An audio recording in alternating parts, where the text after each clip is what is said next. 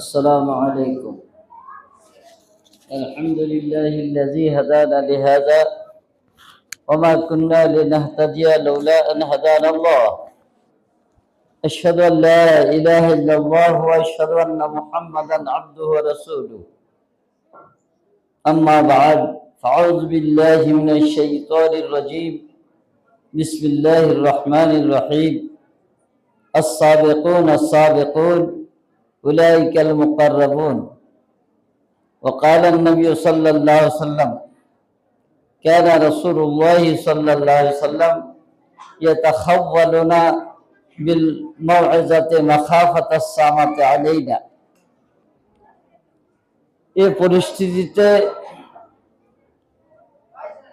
আমি যে কথা বলবো, তো শ্রোতা যারা আমাদের ছাত্র ছাত্রী অভিভাবক যারা আছেন, তাদের মন মেজাজ শোনার মতো এখন নাই। সাহাবারা বলছেন, আল্লাহর নবী যখন আমাদের কোনো কথা শোনাতেন তো আমাদের মন মেজাজের খুব খেয়াল রাখতেন। কানা রাসূলুল্লাহ সাল্লাল্লাহু আলাইহি ওয়াসাল্লাম ইয়াতাখাওয়ালুনা বিল মাউইযাতি মাখাফাতাস সামাতি আলাইনা। খুব শর্টে কথা বলতেন, অল্প কথা বলেই ছেড়ে দিতেন, যাতে করে শুনতে শুনতে আমরা যেন বিরক্তি বোধ না করি। এই মুহূর্তটা তোমাদের কোনো ওয়াজ নসিহত করার কথা নাই, এই জন্য আমি কথা লম্বা করতে চাইছি না। আল্লাহ পাক বলেছেন, আস-সাবিকুন আস-সাবিকুন উলাইকাল মুকাররাবুন। যারা ইবাদতের ব্যাপারেই বলে থাকুক, কিন্তু আস-সাবিকুন আস-সাবিকুন মানে যারা কম্পিটিশনে ইবাদতের ক্ষেত্রে হোক, আমলের ক্ষেত্রে হোক, সার্বিক ক্ষেত্রে হোক, যারা এগিয়ে চলেছে আরো যেন এগিয়ে যায়, আরো যেন কম্পিটিশন করে। আমরা যারা ফেল হয়েছি তারা যেন আমরা এগিয়ে যাব, আমরা যেন পাস করতে পারি। আমরা যারা কম নম্বর পেয়েছি তারা আমরা এমন একটা চেষ্টা চালিয়ে যাব যেন আগামীতে আমরা আরো বেশি বেশি নম্বর পাই। আমরা যারা ফার্স্ট ডিভিশন করেছি, যারা যেমন আমাদের সেক্রেটারি সাহেব একটা বাঁধন দিয়ে গেছিলেন, যাদের গড় নম্বর 99% হবে তাদেরকে আমি 10,000 টাকা প্রাইজ দিব। কিন্তু এখনো আমাদের একটিও ছাত্রী ওই জায়গায় পৌঁছাতে পারলো না। আগামীতে যেন আমরা যারা আছি এখানে থাকবো, তারা যেন চেষ্টা করি যে আমরা ওই জায়গাতে পৌঁছে যাব। এরকমও ছাত্রী আছে, ব্রেন তাদের আছে, পরিশ্রম যদি করে তো 100-তে 100 মার্ক নিয়ে আসতে পারবে। এটা আমার অনুভব হয়েছে। আমি পরীক্ষা নিরীক্ষা করার পরে এটা আমি বুঝতে পেরেছি। যদি আমাদের ভিতরে অবহেলা অলসতা না থাকে তাহলে আগামীতে যেন আমরা ওই জায়গাতে পৌঁছাতে পারি, 99 বা 100 নম্বরই নিয়ে আসতে পারি, আর আমরা প্রাইজ পেতে পারি, আর আরো এগিয়ে যাই। আমরা যারা ফারেক হয়ে গেলাম এখান থেকে, আমাদের ছাত্রী যারা ফারেক হলো, তারা যেন এটা মনে না করে যে আমরা লেখাপড়া থেকে ফারেক হয়ে গেলাম, আমরা অবসর প্রাপ্ত হয়ে গেলাম, আমরা অবসর পেয়ে গেলাম, তা না। তারা যেন ভাবে, তারা যেন আরো আউট কেতাব, এতদিন যেগুলো জরুরি ছিল, দার্সিয়াতের ছিল, দার্সের কেতাবগুলো একটা পথ প্রদর্শক মাত্র। কিন্তু আমাদেরকে আরো অনেক লেখকের বই আছে, আকীদা সম্বন্ধে আছে, হাদিস সম্বন্ধে আছে, বিভিন্ন বিষয় আছে, সেইগুলো আমরা পড়ব। কম্পিটিশনের মন মেজাজ থাকবে। সাহাবারকে আল্লাহর নবী ফরজ নামাজ সম্বন্ধে বলে দিলেন। সাহাবারা বলছেন, হাল আলাইয়া গায়রা, এর ছাড়া আর কিছু আছে কি? আল্লাহ নবী বললেন, হ্যাঁ আছে, ইল্লান তাতাওয়া, তোমরা নফল ইবাদত করতে পারো, ফরজ নামাজ ছাড়া নফল। তাহলে সাহাবাদের ইবাদত করে আর জিজ্ঞাসা করে মন ভরেনি।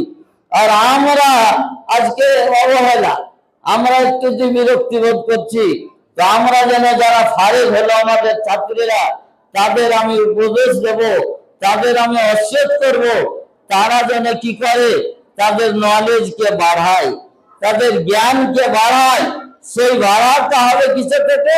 আউট কেতাবগুলো পড়তে হবে।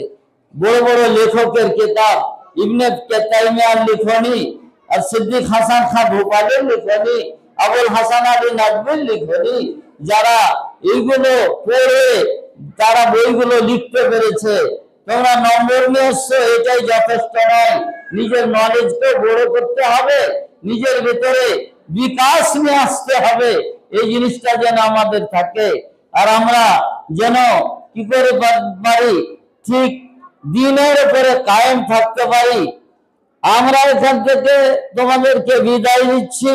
নিশ্চয় কাউকে 3 বছর, কাউকে 4 বছর, কাউকে 5 বছর থেকে লেখাপড়া করাচ্ছি। নিশ্চয় তোমাদের সাথে আমাদের একটা ঠিক বাপ বেটার, বাপ বেটির যেমন সম্পর্ক হয়, তেমনি একটা সম্পর্ক গড়ে দিয়েছে। তোমরা কেউ যেমন জামিয়া ছাড়তে তোমরা ব্যথা পাইছো, তেমনি তোমাদেরকে বিদায় দিতে আমরা নিশ্চয় প্রতিটি শিক্ষক ব্যথা পাচ্ছে, এ কথা নাই। কিন্তু তোমাদের জামিয়া যেন স্মরণ থাকে, তোমরা যেন আল্লাহ নবীর নীতির উপরে, নিয়মের উপরে কায়েম থাকতে পারো, এটা তোমাদের আমি ওসিয়ত করছি। আর তোমরা যেন আগামী দিনে এই জামিয়াকে ভুলে না যাও, আমরা যেন ভুলে না যাই। সর্বশেষে আমি একটি কথা বলতে চাইছি, যেসব আপনারা গার্জেন এসেছেন তাদেরকে আমি বলছি, আর যারা ছাত্র ছাত্রী যাদের গার্জেন আসেনি তাদেরকে বলছি, ফালিবাল্লিগ শাহিদুল গায়বা, যারা উপস্থিত আছে তারা অনুপস্থিতদের কাছে আমার এই কথা যেন পৌঁছিয়ে দেয়। এটা আল্লাহ নবীর কথা, যে যারা এখানে উপস্থিত আছো তারা আমার কথাকে অনুপস্থিতদের কাছে পৌঁছিয়ে দাও। বর্তমানে তোমরা দেখছো জামিয়ার কর্তৃপক্ষের যত পরিশ্রম, যত মেহনত, কিসের জন্য? 3 তলা বিল্ডিং। কেন? এই আমাদের সমাজের এই কচি কাচাদের জন্য বিল্ডিং কেন নির্মাণ হয়েছে? তোমাদের লেখাপড়া করার জন্য। কাছাকাছি 30-এর আপে 40-এর কাছাকাছি স্টাফ এখানে কাজ করছেন। রান্ধনী বান্ধবী দিয়ে 40-এর উপরে হয়ে যাবে। তাহলে তারা কেন রাখা হয়েছে এখানে? তোমাদের জন্য, তোমাদের জন্য, তোমাদের মানুষ করে তোলার জন্য। শুধু তাই নয়, তোমাদের এদিকে টিনের ঘর ছিল, বৃষ্টির জল পড়ছিল, কত তোমরা অসুবিধা ভোগ করছিলে। তোমাদের জন্য আজকে জামিয়া কর্তৃপক্ষ কত কষ্ট করে, ঋণ মাহাজন মাথায় করে বিল্ডিং আলহামদুলিল্লাহ সাজ হয়ে গেছে। অনেক খরচ এখনো বাকি আছে, অনেক টাকার পিছনে ঋণ হয়ে আছে, যেটা আমি খুব কাছে থেকে ভালো করে জানতে পারছি, এবং আমাকে অনুভবও আছে যে ঠিক প্রতিটি সিমেন্টে আর ইটে আর প্রতি স্কোয়ার ফিটে কত খরচ পড়ে। নিশ্চয় আমার একটা বয়স হয়েছে, আমি এ ধরনের বিল্ডিং তৈরি করেছি, আমার অনুভব আছে। আমরা যারা কর্তৃপক্ষ আছি, আমরা যারা অভিভাবক আছি ছাত্রীদের, তারা যেন এইদিকে আমাদের একটা দৃষ্টি আকর্ষণ করি, এবং এটা সাদকায়ে জারিয়া। দেখেন সাদকা কতগুলো আছে, জারিয়া সাদকা, যেগুলো মরার পরেও মানুষের থেকে যায়। আল্লাহ নবী বলছেন, ইযা মাতাল ইনসানু ইনকাতা আনহু আমালুহু ইল্লা মিন সালাসাতিন। মানুষ যখন বেঁচে থাকলো আমল করছে, নেকি পাচ্ছে, দান করছে, নেকি পাচ্ছে, কিন্তু যখন মরে যায় সমস্ত রাস্তা বন্ধ, আমলের পর সমস্ত বন্ধ হয়ে যায়। কিন্তু 3 রকম আমল যদি করে যায়, তাহলে মরার পরে ওই সাদকার কাছে পৌঁছাতে থাকবে, তার নেকি পেতে থাকবে, মরে যাওয়ার পরেও জারি থাকবে। বলা হয়েছে ইলমিন ইউনতাফাউ বিহি, এমন এক শিক্ষা ব্যবস্থা করে দেওয়া, যেই শিক্ষা ব্যবস্থা থেকে মানুষ উপকৃত হচ্ছে। আমি আজকে শিক্ষা দিচ্ছি, আমার শিক্ষার দ্বারা তোমরা উপকৃত হচ্ছ।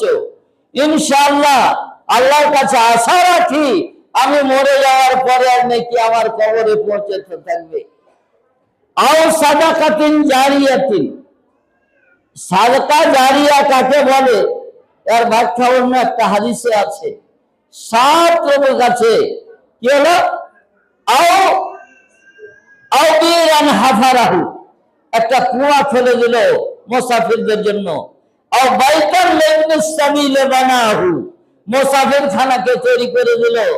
আল্লাহর ওয়াস্তে কেউ যদি মাদ্রাসা মসজিদ নির্মাণ করাতে, ঘর নির্মাণ করাতে যেটুকু টাকা যার ক্ষমতা আছে দিয়ে যদি কেউ অংশগ্রহণ করেন, তার জন্য ভবিষ্যতে মরে যাওয়ার পরে ইনশাআল্লাহ হাদিস ও কোরআনের আলোকে আমি বলছি যেগুলো সাদকা জারিয়া, জারি থাকা সাদকা কিয়ামত পর্যন্ত জারি থাকবে, তার জন্য সেই সাদকাটা ইনশাআল্লাহ আমি হাদিস ও কোরআন চুষে যতটুকু জেনেছি ওই দৃষ্টিতে আপনাদের বলছি। এই সংক্ষিপ্ত কথা বলে আমি আপনাদের কাছে অনুরোধ রেখে, আর তোমাদের কাছে যত ছাত্র ছাত্রী আছো, সাহাবারা জিজ্ঞাসা করছেন আল্লাহ নবী ফরজ নামাজ ছাড়া আরো কি কিছু আমল আছে যে করব? 1 মাসের ফরজ রোজা ছাড়া আর কিছু আছে যে করব? যাকাত নেশাব হলে দিতে হয়, নেশাব হয়ে গেছে, আমি নেশাবের যাকাত দিয়ে দিলাম, আরো বেশি কি আমি দিতে পারি? হাল আলাইয়া গায়রহা, এর চাইতে অতিরিক্ত কোনো ইবাদত আমি করতে পারি? আল্লাহ নবী বলেছেন ইল্লা আন তাতাওয়া, তোমরা নফল ইবাদত করতে পারো। তাহলে তোমরা বাড়ি যাবে, আমার উপদেশ ওয়াসিয়ত একটিও ছাত্রী যেন নামাজ না ছাড়ে। শুনতে পেলে তোমরা কথা? নামাজ ছাড়বে না ইনশাআল্লাহ। কে নামাজ ছাড়ার ফরজ নামাজ পড়ার পরে ক্ষমতা অনুপাতে তোমরা নফল ইবাদত করবে। 12 রাকাত সুন্নাত আছে 5 ওয়াক্ত নামাজে, এর ছাড়াও নামাজ তোমরা পড়বে, এটা তোমাদের ওসিয়ত। আর তোমরা যারা সাবালিকা হয়ে গেছো তারা তোমরা পর্দার সাথে থাকবে, বেহায়া হবে না, আজনামি ও পরপুরুষের সাথে, কোন যুবক ছেলেদের সাথে মোবাইলে পর্যন্ত কথা বলবে না, এই ওসিয়ত তোমাদের আমি রাখছি। আর এই আবেদন তোমাদের কাছে রেখে আল্লাহর কাছে আমি দোয়া করছি, আল্লাহ গো তুমি সবের মালিক। ইন্না কুলুবা বানি আদমা বাইনা ইসবাইনি মিন আসাবির রহমান, আদমের সন্তানের অর্থ আল্লাহ দুই আঙ্গুলের মধ্যখানে যেদিকে ঘোরাবে ঘুরে যাবে। আল্লাহ গো তুমি আমাদের সকলের অন্তরকে তাকওয়ার দিকে ঘুরিয়ে দাও, সকলের অন্তরকে তাকওয়ার দিকে ঘুরিয়ে দাও। ইব্রাহিম আলাইহিস সালাম বলেছিলেন ইসমাঈলকে ছেড়ে এসে ফাজআল আফরিদাতান নাস তাহবি ইলাইহিম, সারা বিশ্বের মানুষের অন্তরকে তুমি সেই মক্কামুখী করে দাও আল্লাহ পাক। আল্লাহ তুমি লোকের অন্তরকে এই জামিয়ামুখী বা যে কোনো শিক্ষা, দ্বীনি শিক্ষা প্রতিষ্ঠানের মুখী করে দাও, অন্তরকে লোকের ঘুরিয়ে দাও আল্লাহ পাক।